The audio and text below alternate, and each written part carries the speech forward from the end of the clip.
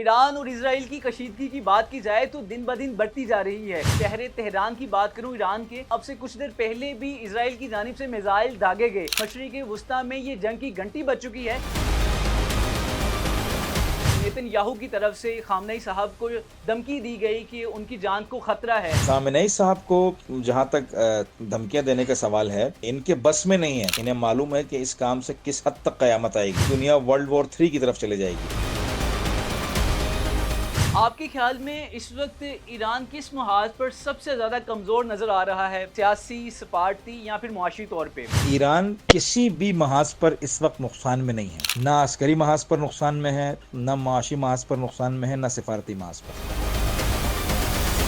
السلام علیکم خواتین و حضرات، میں ہوں احتشام اللہ بہلیم اور آپ دیکھ رہے ہیں پبلک نیوز۔ ایران اور اسرائیل کی کشیدگی کی بات کی جائے تو دن بدن بڑھتی جا رہی ہے۔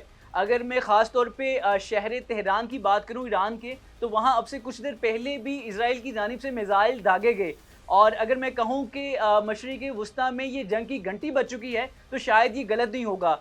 اس وقت ایران کے شہر تہران کی کیا صورتحال ہے اور اوورآل ایران کی کیا صورتحال ہے، ہمارے ساتھ اس وقت ایران کے صحافی مرتضیٰ نگری موجود ہیں، ان سے جانیں گے کہ کیا صورتحال ہے۔ السلام علیکم مرتضیٰ صاحب، امید کرتا ہوں خیریت سے ہوں گے۔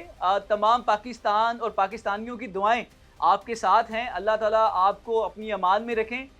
مرتضیٰ بھائی، مجھے یہ بتائیے گا کہ اس وقت ایران کی اوورآل صورتحال کیا ہے، خاص طور پر اگر ہم تہران کی بات کریں؟ علیکم السلام ورحمۃ اللہ، آپ کی دعاؤں کا بہت بہت شکریہ، خدا آپ کو بھی سلامت رکھے۔ صورتحال اس وقت یہ ہے کہ آپ خود ملاحظہ فرما رہے ہیں، جنگ کا سلسلہ ہے۔ جنگ میں ایک طرف اگر انسان مارتا ہے تو پھر اسے چوٹ بھی پڑتی ہے۔ جنگ تحمل کا نام ہے۔ جو حریف جتنا تحمل کرے گا، جنگ اسی کے نام پہ ہوگی، وہی جیتے گا۔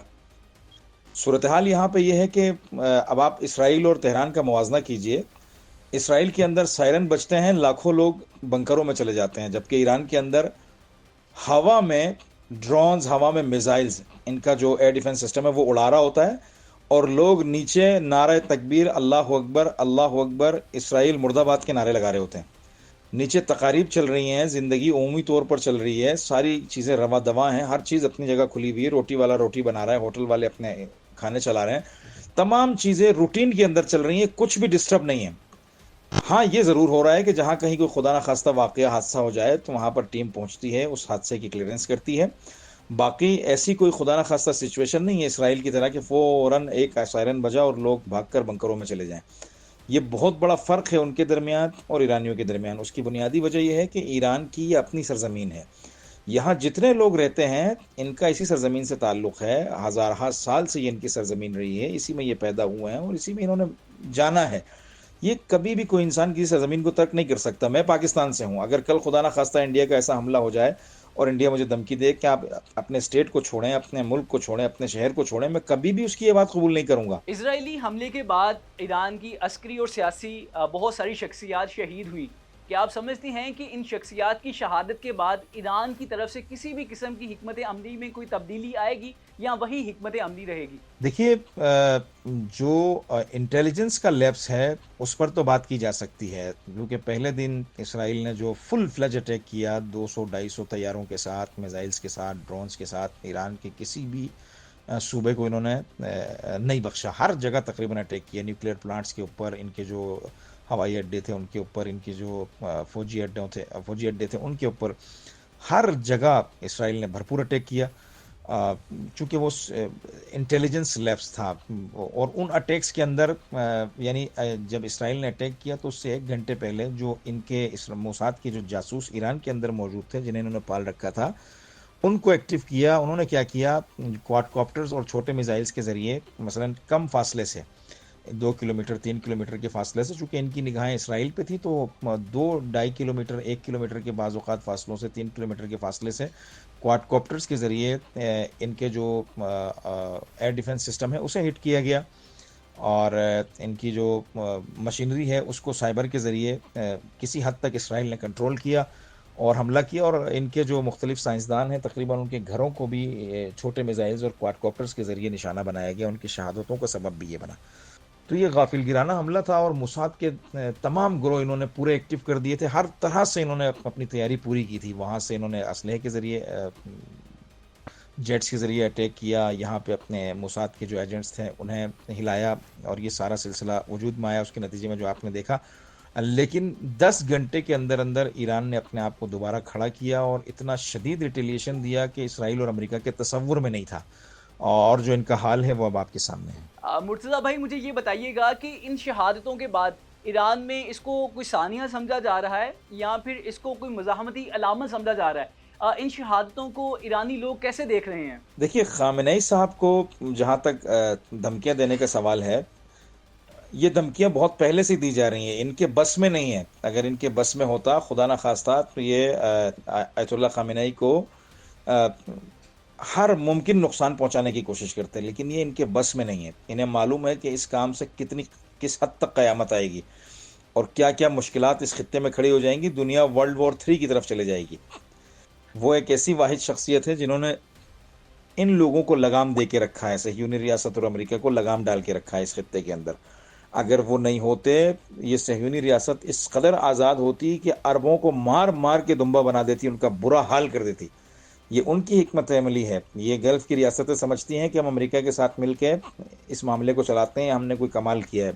کسی بھی قسم کا ان کا کمال نہیں ہے، بلکہ آیت اللہ خامنئی کی حکمت عملی اور پلاننگ ہے کہ انہوں نے امریکہ اور صہیونی ریاست کو اسی کی حد تک محدود کر دیا ہے. ورنہ یہ تو ایکسپینشنسٹ لوگ ہیں، تو اسی پسندانہ خیالات رکھنے والے، اور اجباری طور پر. اور اس کی مثال آپ کے سامنے ہے. جولان کا ایک حصہ انہوں نے کھایا، لبنان کا ایک حصہ انہوں نے کھایا، وہاں سے انہیں مار کے بھگایا گیا. مصر کا صحرائے سینا جو ہے انہوں نے گھیر کے رکھا. اس طرح کی بہت سی مثالیں ہیں، اور میں آپ کو دوں گا تو یہ بہت لمبا ہو جائے گا. گلف کے امور پر بات کرنے کے لیے ایک الگ ٹائم چاہیے. لیکن ابھی ان کی کیا حالت ہے، وہ کہاں ہیں، یہ میرے علم میں نہیں ہے. یقیناً وہ محفوظ جگہ پہ ہوں گے اور اپنے دفتر میں ہی ہوں گے، اپنے گھر میں ہی ہوں گے. ان کے اطراف میں سیکیورٹی ہوگی، سارے معاملات ہوں گے. یقیناً یا کسی محفوظ اور مقام پہ ہوں گے، اس کا مجھے اندازہ نہیں ہے، اور یہ یقیناً عام لوگوں کو اطلاع بھی اس کی نہیں دی جائے گی. تو اس لیے میں اس بارے میں زیادہ واضح گفتگو نہیں کر سکتا، کیونکہ مجھے اس سے متعلق اطلاع نہیں ہے.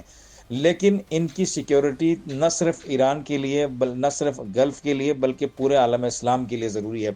کیونکہ عالم اسلام کا یہ واحد رہنما ہے کہ جس نے امریکہ اور اسرائیل کی آنکھوں میں آنکھیں ڈال کر نہ صرف بات کی، بلکہ ان کو ناکو چنے چبوائے. اور ابھی جب کہ میں یہ آپ سے بات کر رہا ہوں، پوری رات اسرائیل کے اوپر اس قدر ایران نے میزائلوں کی شدید بارش کی ہے. ایک نیا میزائل انہوں نے لانچ کیا، جس طرح سے میں مختلف پروگراموں میں بھی کہتا آیا ہوں. امریکہ اور اسرائیل کے تمام کارڈز زمین کے اوپر ہیں جو انہوں نے شو کر دیے ہیں، اور ان تمام کارڈز کو ایران نے ناکام بنایا ہے. مثلا آئرن ڈوم، مثلا تھاٹ، مثلا ان کے جہاز FC-35، 6 جہازوں کو اب تک یہ گرا چکے ہیں. یہ ساری چیزیں ان کی ختم ہو گئی ہیں. جو ہے وہ کوئی سلسلہ ان کا زمین کے اوپر رہا نہیں ہے. جبکہ ایران نے اپنے مختلف کارڈز ابھی شو کرنے ہیں، جن میں سے ایک کارڈ آج شو کیا ہے فتح میزائل، نیا جنریشن 1 کا. ابھی 2-3 تو باقی ہیں، خیبر باقی ہے، دیگر میزائل باقی ہیں جن کو لانچ کیا جائے گا تو اس خطے کی صورتحال تبدیل ہو جائے گی. اسرائیل ذلیل و رسوا ہوگا انشاءاللہ. تو اس حوالے سے تو میرے پاس کوئی خاص انفارمیشن نہیں ہے کہ آقا خامنئی، آیت اللہ خامنئی اس وقت کہاں اور کس پوزیشن میں اور کس سیکیورٹی میں ہوں گے. یہ میں آپ کو اس بارے میں کوئی واضح معلومات نہیں دے سکتا. ایران کی جانب سے پہلے ہی یہ کہہ دیا گیا ہے کہ ہم اسرائیل کی جانب سے کسی قسم کی پیشکش کو قبول نہیں کریں گے. البتہ پھر بھی اگر اسرائیل کی جانب سے سیز فائر کی آفر دی جاتی ہے تو کیا اس کو قبول کیا جائے گا؟ دیکھیے، سیز فائر کی کوششیں ہر طرف سے ہو رہی ہیں، بہت سارے ممالک پیشکش کر رہے ہیں، لیکن ایران اب قبول نہیں کر رہا ہے.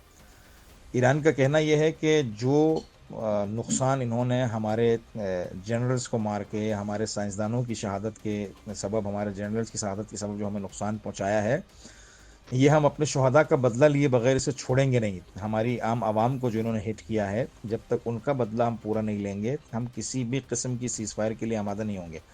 اسرائیل کو ہم ایسا سبق سکھائیں گے کہ اسرائیل کا وجود یا اس صفحہ ہستی سے مٹے گا، یا اگر وہ رہے گا تو اس طرح سے رہے گا کہ زندگی بھر سر اٹھانے کے قابل نہیں رہے گا. ایران فی الحال اس پوزیشن میں ہے، اور ایران کی یہی بات ہے. اور ایران نے اب تک جتنے حملے کیے ہیں، ایران نے کہا کہ ہم نے دفاعی حملے کیے ہیں، اور آج کے بعد ہم تنبیہی حملے کریں گے، اور تنبیہی حملوں کا مرحلہ جب مکمل ہوگا تو پھر ہم تعزیری حملے کریں گے.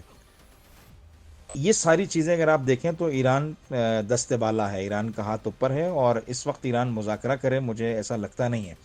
جب تک اسرائیل کو مکمل طور پر سبق نہیں سکھایا جاتا ایران کسی بھی مذاکرات کی ٹیبل پر نہیں بیٹھے گا۔ آپ کے خیال میں اس وقت ایران کس محاذ پر سب سے زیادہ کمزور نظر آ رہا ہے، سیاسی، سفارتی یا پھر معاشی طور پہ؟ ایران کسی بھی محاذ پر اس وقت نقصان میں نہیں ہے، نہ عسکری محاذ پر نقصان میں ہے، نہ معاشی محاذ پر نقصان میں ہے، نہ سفارتی محاذ پر۔ ویسٹرن ورلڈ، برٹن، امریکہ، ان کی بھی عوام یہ مخالف ہیں، اس وقت ان کی حکومتیں ایران کی مکمل مخالف ہیں اور اسرائیل کی سپورٹ میں ہیں۔ اس کی بنیادی وجہ یہ ہے کہ اسرائیل ان کی ایک پروکسی ہے، یہاں پہ ان کا ایک بغل بچہ ہے جو اس خطے کے اندر ان کی اجارہ داری کو قائم رکھنے کے لیے جسے لا کر آباد کیا گیا، جس کے ذریعے خلیجی جو ممالک ہیں ان کے وسائل پر قبضہ کرنے، انہیں دھمکی دینے کی کوشش کی جاتی ہے، انہیں ڈرایا جاتا ہے۔ اور آپ نے دیکھا پچھلے دنوں 3,000 ارب ڈالر کا جو ٹرمپ نے معاہدہ کیا، وہ بھی اسی کا شاخسانہ ہے، اسی کے ذیل میں ہے۔ تو آپ اندازہ لگا لیجئے کہ جو ہے وہ یہ جو ویسٹرن ورلڈ ہے ان کے علاوہ بلکہ ان کی بھی عوام، تقریباً عوام صبح شام احتجاج دیکھتے ہیں فلسطین کے حق میں، اب تو ایران کے حق میں بھی احتجاجات ہو رہے ہیں، خود ان کی تو تقریباً 90% عوام ایران کی حامی ہے۔ حکومتیں چونکہ یہ استکبار ہیں، کولونیل پاورز ہیں، ان کا یہ نشہ رہا ہے دنیا میں لوگوں کے وسائل کو غارت کر کے، استعمال کر کے کھانا، قوموں کو برباد کرنا، ممالک کو برباد کرنا، حکومتوں کو اجاڑنا، ان کے وسائل سے سوء استفادہ کرنا، افریقہ سے لے کر گلف تک اور گلف سے لے کر ساؤتھ ایشیا تک ان کا یہ کاروبار ہے شروع سے۔ باقی ان کی عوام بھی ایران کے ساتھ ہے، اور الحمدللہ باقی تمام مسلم ممالک اور جیسے دیگر ممالک میں رشیا، چائنا وغیرہ، یہ بھی اس وقت ان کا بھی اسٹینڈ ایران کے ساتھ ہی ہے، اور انہوں نے مکمل سفارتی سطح پر ایران کی حمایت کی ہے۔ تو سیاسی سطح پر تو، سفارتی سطح پر تو ایران کامیاب ہے۔ عسکری حوالے سے آپ مجھ سے بہتر جانتے ہیں اور بہت سارے معاملات کو دیکھ رہے ہوں گے، ہر روزانہ اسرائیل پر 100 میزائل مارے جا رہے ہیں، اور اسرائیل کے مختلف جو مقامات ہیں جن میں ہوائی اڈے شامل ہیں، جن میں نیوکلیئر سسٹم شامل ہے، جن میں ان کی وزارت دفاع اور وزارت خارجہ کی بلڈنگز شامل ہیں، موساد کا سلسلہ شامل ہے، ان کو ہٹ کیا جا رہا ہے۔ آبادی کو ایران ہٹ نہیں کر رہا ہے زیادہ، اس کی وجہ یہ ہے کہ ایران جینوسائیڈر نہیں ہے اسرائیل کی طرح۔ یہ اسرائیل کا دھندا ہے معصوم بچوں کو، معصوم عورتوں کو قتل کرنا، معصوم بے گناہ مردوں کو قتل کرنا، یہ نہتے لوگوں کو قتل کرنا، یہ شروع سے اسرائیل کا کاروبار ہے، اسرائیل کا ہی دھندا ہے۔ ایران اس طرح کے معاملے میں نہ شروع میں تھا نہ آج ہے۔ مرزا صاحب، اس وقت بہت ساری شہادتیں ہو چکی ہیں ایران کے اندر، تو جو ایرانی لوگ ہیں ان کے دلوں میں کیا ہے اس وقت؟ غصہ ہے یا خوف ہے؟ ان کے دلوں میں چل کیا رہا ہے؟ ایرانی لوگوں کی کیفیت کیا ہے اس وقت؟ اور خوف کی بات ہے نا، اس خوف کا سلسلہ ایران نے بہت پہلے توڑ دیا ہے۔ 8 سال انہوں نے صدام سے جنگ لڑی ہے اور لاکھوں شہادتیں دی ہیں، کم نہیں دی ہیں، لاکھوں شہادتیں دی ہیں انہوں نے، لیکن اپنی زمین کا 1 انچ یا 1 قطعہ بھی انہوں نے صدام کے حوالے نہیں کیا۔ صدام کی جنگ کو بھی کون چلا رہا تھا؟ یہی ویسٹرن ورلڈ اور امریکہ مل کے چلا رہے تھے، یہی سپلائی دیتے تھے، یہی پیسہ دیتے تھے۔ 8 سال انہوں نے جنگ لڑی ہے جب ان کے پاس کچھ بھی نہیں تھا، انتہائی مختصر اسلحے کے ساتھ انہوں نے جنگ لڑی ہے، انتہائی زمینی اسلحے کے ساتھ، جبکہ جیٹ سے لے کر میزائل سے لے کر ہر طرح کا وسیلہ صدام کو دستیاب تھا۔ یہ 8 سال ہار نہیں مانے، اپنی زمین کا ایک ٹکڑا نہیں دیا اور صدام کو گھٹنے ٹیکنے پر مجبور کیا، غربی نظام کو گھٹنے ٹیکنے پر مجبور کیا، امریکہ کو گھٹنے ٹیکنے پر مجبور کیا۔ انہوں نے 8 سال جنگ لڑی اور یہ جنگ جیتے، پوری دنیا کو دکھایا ہم لڑ سکتے ہیں۔ خوف انہیں ہوتا ہے جنہوں نے کبھی مار نہ کھائی ہو، جنہوں نے کبھی انگلی بھی، جنہیں کسی نے کبھی ٹچ نہ کی ہو، جنہیں کسی نے کبھی چھوا نہ ہو۔ یہ زندگی کے سخت ترین مراحل سے گزرے ہیں، انہیں کنٹرول کرنا اتنا آسان نہیں ہے اور انہیں خوف میں لانا اتنا آسان نہیں ہے۔ ایرانی قوم کی خاصیت یہ ہے، میں اپنی سٹڈیز کے درمیان جو یہاں لوگوں سے ملتا ہوں، جلتا ہوں، دیکھتا ہوں، ان کے نظریات، بات چیت جو کرتا ہوں، خاصیت یہ ہے کہ آپ انہیں جتنا دبانے کی کوشش کریں گے، اگر کہیں ان کے درمیان اختلاف ہوگا، یہ اسے بلا کر متحد ہو کر اتنا ہی ابھر کر آئیں گے اور جواب دیں گے۔ تو یہاں لوگوں میں اس معاملے میں اسرائیل پر شدید غصہ ہے۔ اگر کہیں کوئی تھوڑا بہت سیاسی یا نقطہ نظر کا کہیں کسی معاملے میں کسی گروہ میں اختلاف تھا تو یقین کیجئے وہ بھی ختم ہو گیا۔ اب یہ اتنے غصے میں ہیں کہ یہ ہر حال میں اپنا بدلہ لے کے چھوڑیں گے۔ آخر میں بس یہ بتا دیجئے گا کہ آپ اس کشیدگی کو کیسے دیکھتے ہیں اور کیا سمجھتے ہیں کہ یہ جنگ کب تک چل سکتی ہے؟ دیکھیے، اس کشیدگی کا جو انجام ہے اس کی 2 صورتیں مجھے نظر آتی ہیں۔ اگر یہ جنگ اسرائیل اور ایران کے درمیان رہی تو یقیناً اسرائیل کے پاس 10، 12، 15 دن سے زیادہ جنگ لڑنے کی طاقت نہیں ہے، کیونکہ ایران یہاں سے ڈرونز مارتا ہے وہ وہاں سے ان کا جو آئرن ڈوم ہے یا ایئر ڈیفنس سسٹم ہے اس کے میزائل مارتے ہیں، اور یہ میزائل اتنے مہنگے ہیں کہ اس کی کاسٹ ملینز میں ہے، ملینز آف ڈالرز میں ہے۔ اچھا، ڈرون جو ان کا جا رہا ہے اس کی قیمت شاید 10 سے 15,000 20,000 ڈالر کے درمیان ہوگی۔ اب آپ اندازہ کیجئے کس طرح کا آپ ان کے اندر مقایسہ کروائیں گے یا کیا کمپٹیشن کروائیں گے ان کا۔ بلینز آف ڈالرز کے میزائل وہاں سے اٹھ رہے ہیں اور یہاں سے ایک ڈرون جا رہا ہے، اور یہ کب تک ماریں گے؟ ایران کے پاس 30,000 40,000 میزائلز کا سٹاک ہے، وہ اپنے پرانے میزائل جو انہوں نے 20 سال پہلے ابتدا میں بنائے ہیں انہیں مار رہے ہیں، اور اسرائیل ان کے اوپر ڈیلی ڈرون اپنے جو ہے وہ آئرن ڈوم سسٹم سے میزائل سیٹ کرتا ہے۔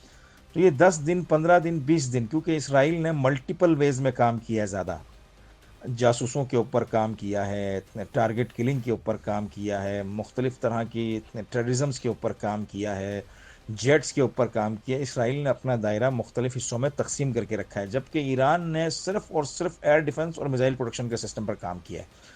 تو اتنے اس وقت ان کے پاس میزائلز ہیں، 30-40 ہزار سے شاید زیادہ کی تعداد ہوگی، میں ایک محدود تعداد بتا رہا ہوں، ممکن ہے لاکھ کے اندر بھی ہو، 2 لاکھ کے اندر بھی یہ تعداد ہو۔ اگر یہ سسٹم اسرائیل اور ایران کے درمیان رہا تو جو صورتحال ہمیں ابھی نظر آ رہی ہے، ہر گزرتی رات کے ساتھ ایران کے حملات بھی شدید ہو رہے ہیں، اور یہ اسرائیل کا آئرن ڈوم سسٹم اور امریکہ کا تھارڈ سسٹم جو وہاں دونوں لگے ہوئے ہیں، یہ دونوں فیل ہو رہے ہیں، یہ دونوں۔ اور ایران اگر 50 میزائل مارتا ہے تو اس میں سے 30 جا کے لگتے ہیں حتماً۔